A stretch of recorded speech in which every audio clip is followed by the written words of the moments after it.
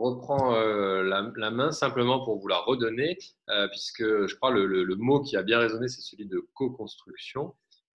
C'est un préfixe qui est pas mal employé, le préfixe co ces derniers temps, mais là, je crois qu'il est tout à fait approprié pour évoquer cette manière de dresser un bilan constructif du coup, que je laisse d'abord le soin à nos intervenants de peut-être polir à travers des réactions à certaines des interventions. Alors, Stéphanie, tu échappes au carton rouge, bien sûr, puisqu'il il ne peut pas s'appliquer à une collègue nanterroise. Mais en revanche, tu avais pris soin de commencer par répondre à Xavier, ce qui encourt quand même un carton bleu, le carton de la CEDH, et qui laisse évidemment une minute à Xavier pour réagir. Bon, en fait, il y a peut-être deux choses. C'est que l'intervention de Stéphanie était peut-être un peu plus large que la mienne, dans le sens où moi, je n'évoquais que le régime d'état d'urgence sanitaire spécifiquement, alors qu'elle a évoqué effectivement tout ce qui figure par ailleurs dans la loi du 23 mars et qu'on va retrouver dans la loi qui va effectivement modifier et prolonger l'état d'urgence sanitaire. Il y aura aussi d'autres dispositions qui ne relèvent pas de ce régime spécifique. Après ça, sur effectivement l'amélioration ou pas l'amélioration du régime de la loi de 55, moi je reste quand même convaincu que la loi de 55 dans sa version actuelle est quand même plus protectrice, propose plus de garanties que dans sa version initiale. C'est très frappant d'ailleurs quand on reprend le texte dans sa version initiale, finalement elle n'a pas beaucoup évolué jusqu'en 2015, la loi de 55. On est quand même très frappé par la faiblesse des garanties. Je pense notamment aux perquisitions administratives, un seul alinéa. Alors, je pense qu'à l'époque, en fait, il était acquis que le droit pour la procédure pénale s'appliquerait à ces perquisitions. Et d'ailleurs, il était assez évident à l'époque que le contentieux de ces perquisitions relèverait du juge judiciaire. C'était assez clairement dit d'ailleurs par le Conseil d'État. Mais néanmoins, je reste, pour ma part, en tout cas, convaincu que plus il y a de droits, mieux c'est. Et quand je dis plus il y a de droits, plus il y a de procédures, plus il y a de conditions posées à l'exercice des compétences, plus il y a d'avis d'experts scientifiques et autres qui interviennent, mieux c'est de manière générale pour la protection des droits.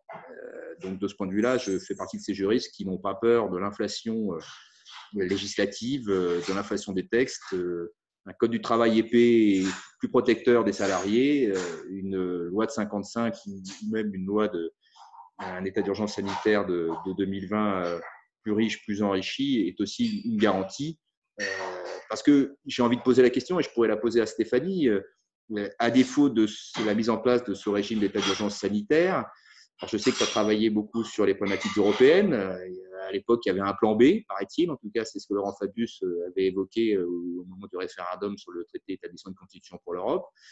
Là, je serais tenté de dire, à défaut de cette loi et de cet état d'urgence sanitaire, de ce régime spécifique, quel aurait été le plan B? Je suis pas forcément en désaccord avec ça. C'est-à-dire, mon objet n'était pas de questionner ta thèse principale selon laquelle il vaut mieux y avoir il est préférable d'avoir un cadre légal de type état d'urgence sanitaire que ce qui existait auparavant. Mon intervention avait un objet un petit peu différent, comme tu l'as dit, qui est de regarder, voilà, il y a la question de principe, et puis il y a la question de ce dont cet état d'urgence est fait. Et donc voilà, ce dont l'état d'urgence sanitaire est fait, ce dont on nous annonce qu'il va être, enfin la manière dont on nous annonce qu'il va être prorogé ou complété, etc., je pense, mérite un certain nombre d'interrogations. C'est-à-dire, c'est pas parce que, et tu l'as dit toi-même en disant qu'il y avait des mesures, je crois que tu as dit clairement liberticides.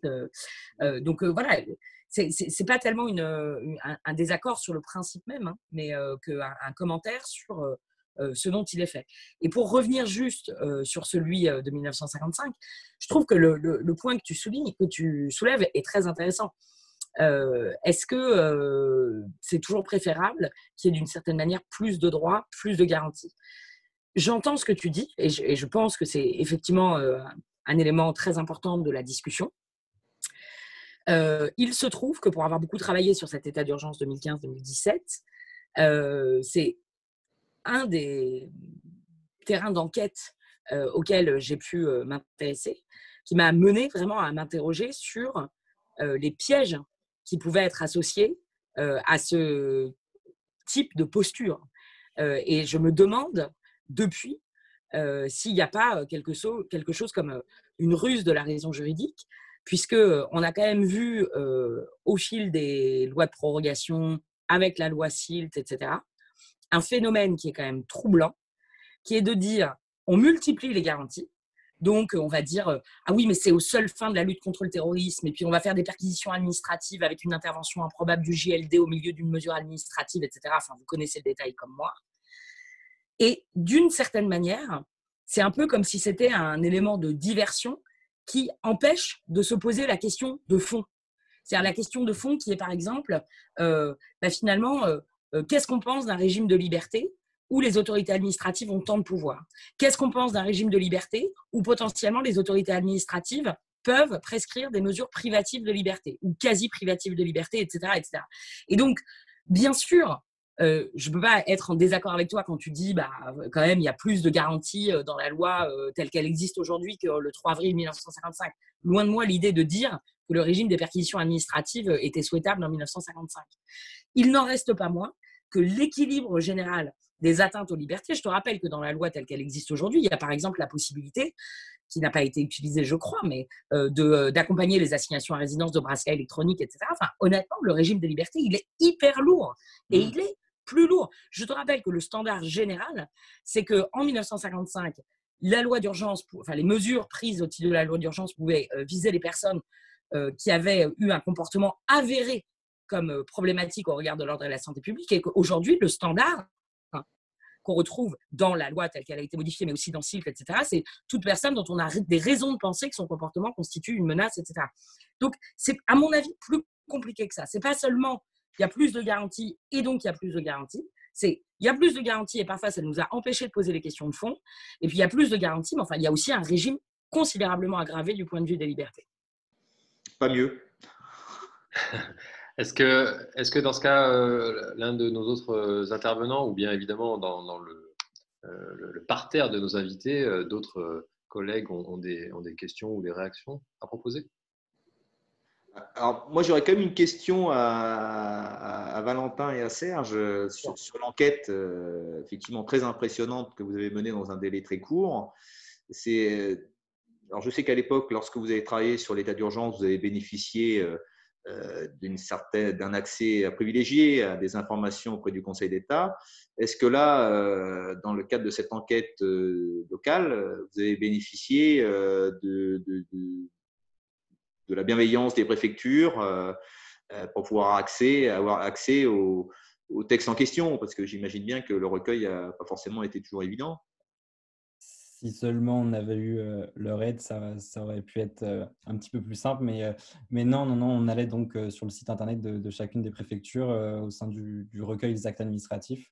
Et donc, certains étaient numérisés, d'autres simplement scannés. Donc, ça dépend en fait des préfectures. Donc, mais non, on n'a pas eu d'aide. Et justement, ça aurait été aussi intéressant de faire ce travail sur les communes, même si ça aurait été un peu plus colossal, parce que 36 000 communes, ça ne serait pas fait avec 10 étudiants. Mais donc, c'est regrettable aussi parce que très peu de communes, finalement, publient leurs arrêtés municipaux, alors que des arrêtés municipaux sont notoires, comme par exemple celui d'Estrosi pour Nice, pour l'obligation du port du masque, par exemple. Je confirme. Enfin, en fait, c'est moi qui avais commencé à collecter les arrêtés et à voir qu'il y avait des anomalies. Donc, on a décidé, dans le cadre du réseau, d'élargir le champ. Et je pense que le systématisme pouvait révéler quelque chose. Alors, tu as raison, hein, c'est la même démarche que celle qu'on avait faite avec Stéphanie pour le défenseur des droits dans le cadre du dernier état d'urgence.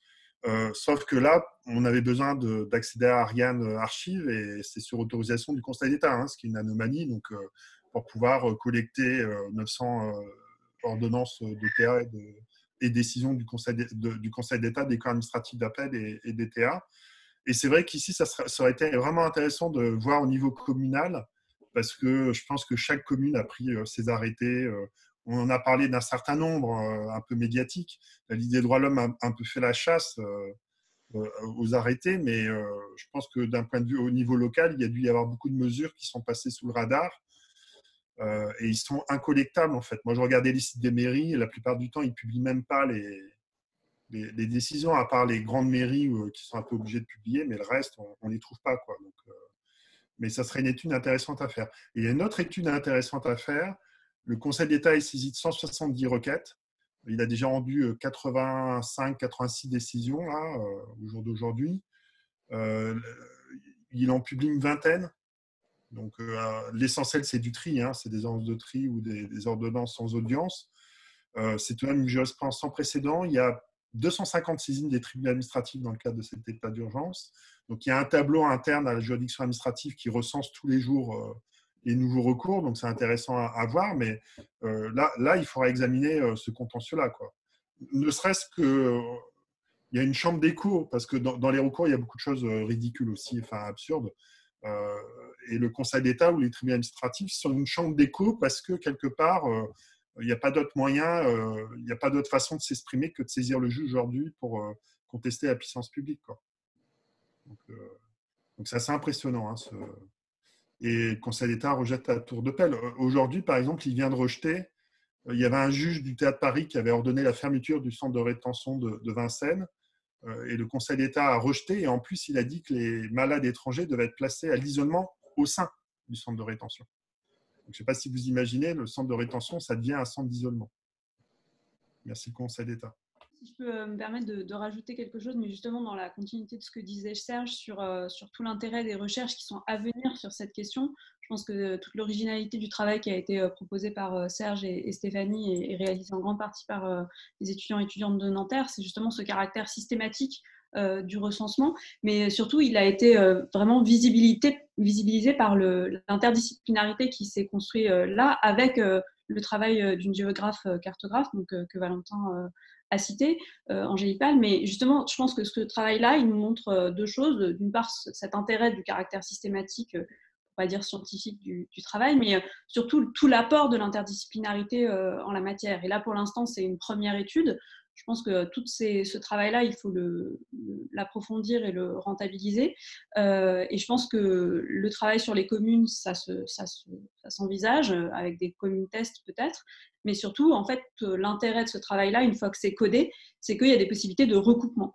Et ce qu'a évoqué Valentin, qui est à la fois une intuition, mais aussi des choses qui peuvent se vérifier localement, que l'importance des arrêtés n'est pas corrélée avec l'importance de l'épidémie ou peut dépendre de la couleur politique du département dont on parle, bah ça, on espère vraiment l'approfondir plus profondément en faisant des analyses plus systématiques en partenariat avec des cartographes, géographes. Et là, je pense que ça nous montre quelque chose à nous, juristes, qui est fascinant, c'est qu'on n'est pas la discipline qui travaille le plus en interdisciplinarité et pourtant, ça pourrait enrichir considérablement nos analyses.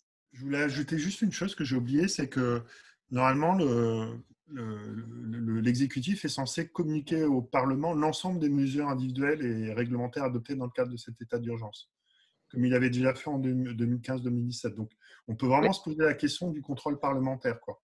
Parce que s'ils avaient vraiment exploité ce qui s'est passé là depuis 2 mois, je pense que ça aurait pu avoir des conséquences sur ce que le législateur est en train d'adopter. Or, quand vous regardez l'étude d'impact, il parle d'isolement et de quarantaine, par exemple, il n'y a aucune étude d'impact réelle sur le nombre de personnes placées en quatorzaine depuis le début de l'état d'urgence, sur le régime qui a été appliqué, etc., sur l'efficacité, etc. Aucune étude. Donc, c'est assez étonnant d'avoir un législateur qui est censé faire un contrôle parlementaire, censé avoir une remontée de l'ensemble des décisions et qui n'en fait rien, quoi.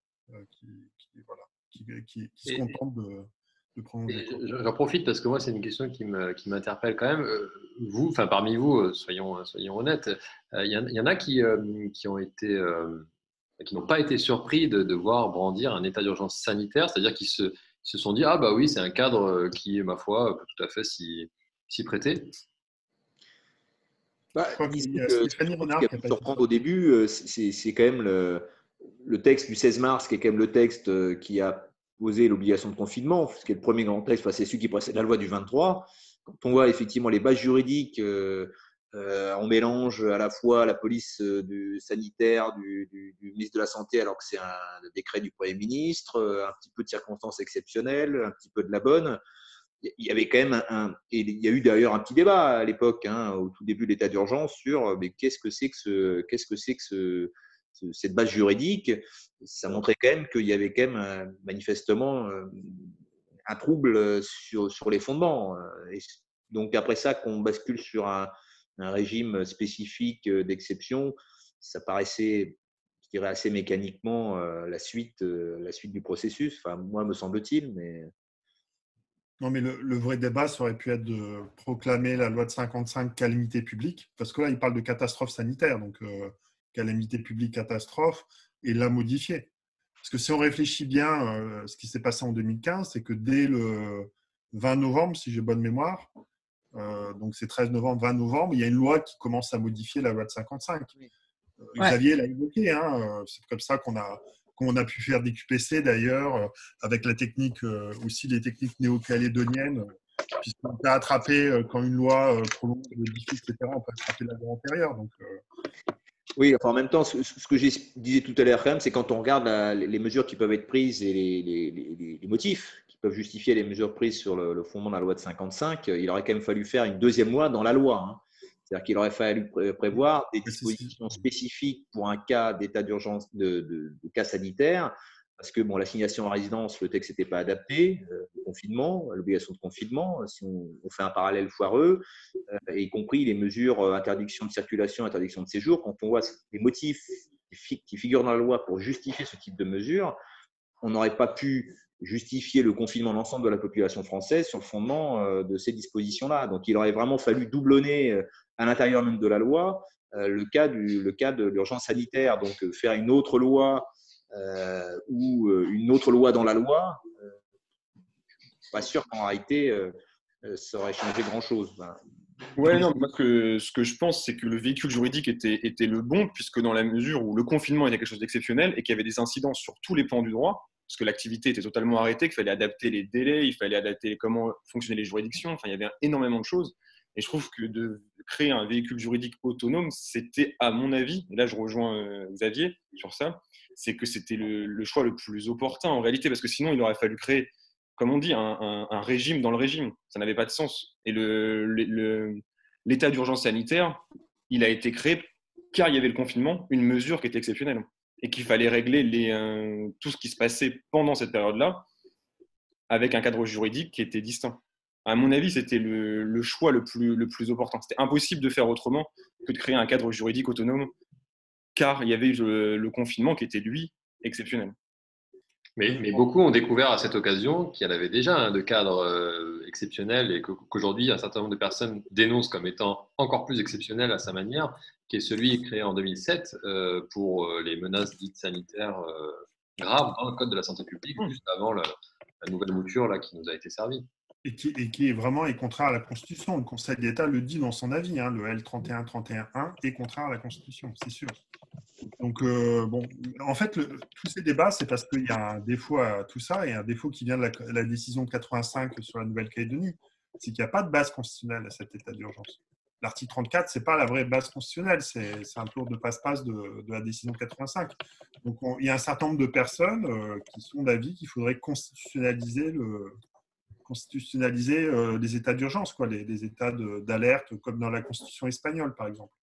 Et ça serait la solution, parce que là, en fait, à chaque fois, on fait des lois de circonstances, tout simplement. On pourrait peut-être avoir une espèce de transaction. Ça peut être un deal, Serge.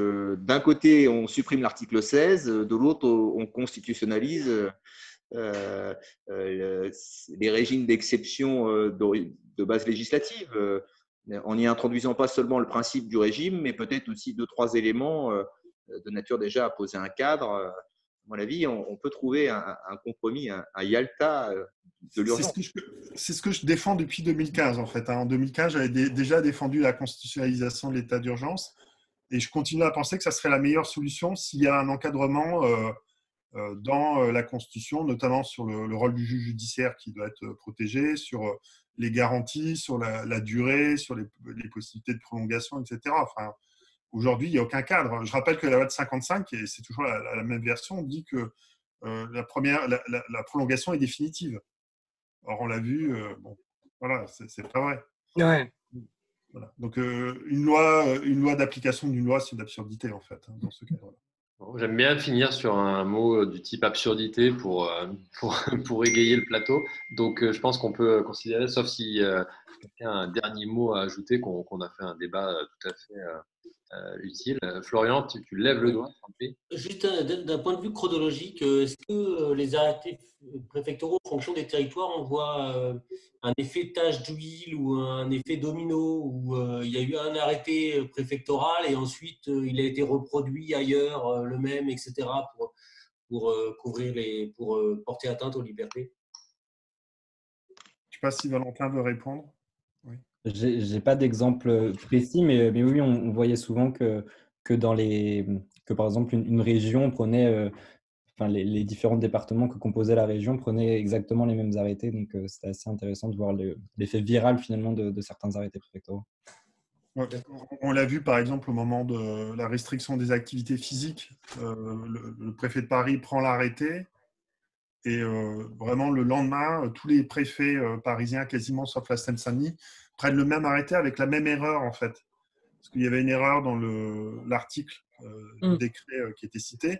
Et donc on retrouvait la même coquille dans plusieurs arrêtés. Y compris à Saint-Étienne, le maire de Saint-Étienne a pris la même chose, il n'avait pas le droit mais il l'a fait. Et avec la même erreur. Donc oui, il y a des phénomènes de contagion qu'on voit aussi outre-mer, hein, c'est-à-dire, par exemple, les quatorzaines, c'est la Réunion, puis ça passe dans les autres territoires d'outre-mer. Alors peut-être qu'il y a un rôle aussi du ministère de l'Intérieur, hein, de la DLPAJ, en termes de reproduction des régimes. Ils doivent bien intervenir auprès des préfets pour leur dire il faudrait faire ça, enfin, le type de choses qu'ils doivent faire, quoi. Merci pour ces précisions. Chers amis, on fait un petit temps d'arrêt pour pouvoir basculer vers la deuxième partie.